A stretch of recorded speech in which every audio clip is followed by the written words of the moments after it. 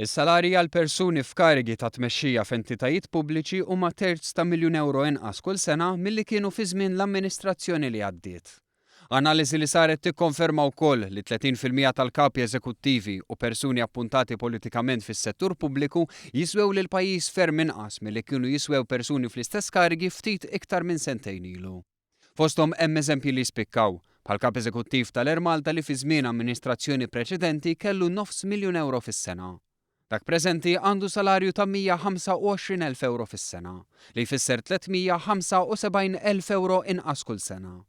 L-istess fl-Awtorità tal-Ambjent u l-Ippjanar, bħalissa ċ-Chairman għandu ħlas ta' ftit iktar minn 19,000 euro fil-waqt li l-kap eżekuttiv jitħallas ftit iktar minn 66,000 euro.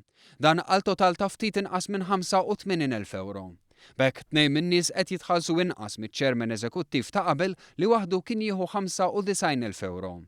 Għal xi żmien kellu wkoll kap eżekuttiv li ħa salarju ta' 70,000 euro. L-istess analiżi turi li mbagħad hemm salarji li kienu maqbula tul is-snin jew fejn il-persuna maħtura ma nbidlitx u għalhekk għadha qed titħallas l-istess, bħall-Gvernatur tal-Bank Ċentrali jew il-Kummissarju tat-Tfal. Jirriżulta wkoll li f'numru ta' pożizzjonijiet fejn ingħata salarju ikbar dan sar biex ikunu riflessi r-responsabbiltajiet. Bħal fil-każ tal-Kummissarju tal-Films li ras salarju annwali tiegħu jiżdied biss b'2,000 euro.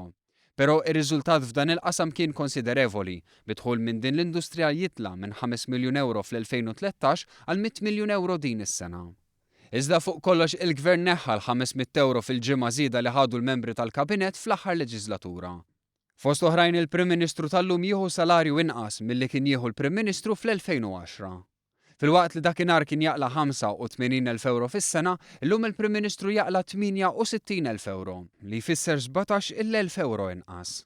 Dan għax il-membri tal-Kabinett ta' 3 snin ilu, ħafna minnhom Shadow Ministers fil-grupp parlamentari ta' Simon Busuttil, kienu ħadu 1,600,000 euro żieda li minna ħallsu lura biss 300,000 euro. B'hekk żammew f'buthom 1,300,000 euro.